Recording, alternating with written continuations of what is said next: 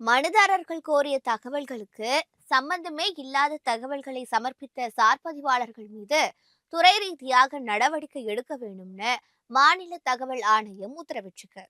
பெரம்பலூர் மாவட்டம் வடக்கு மாதவி ரோடு பகுதியை சேர்ந்த தினேஷ்குமார் என்பவர் கடந்த 2023ஆம் ஆண்டு தகவல் அறியும் சட்டத்தின் கீழ் பெரம்பலூர் செட்டிக்குளம் சார்பதிவாளர் அலுவலக பொது தகவல் அலுவலருக்கு மனு அனுப்பியிருக்காரு.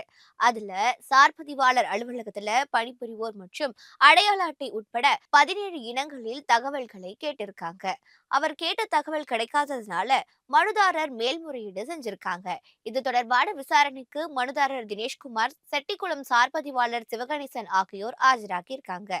இரு தரப்பினரையும் விசாரித்த மாநில தலைமை தகவல் ஆணையர் முகமது ஷகீல் அக்தர், அலட்சியத்தோடு செயல்பட்ட செட்டிக்குளம் சார்பதிவாளரும் பொது தகவல் அலுவலருமான சிவகணேசன் மீது திருச்சி மண்டல பதிவுத்துறை தலைவர் துறை ரீதியான நடவடிக்கை எடுத்து அதன் விபரத்தை டிசம்பர் 31ஆம் தேதிக்குள்ள ஆணையத்தில் சமர்ப்பிக்க வேண்டும்னு உத்தரவிட்டிருக்காரு.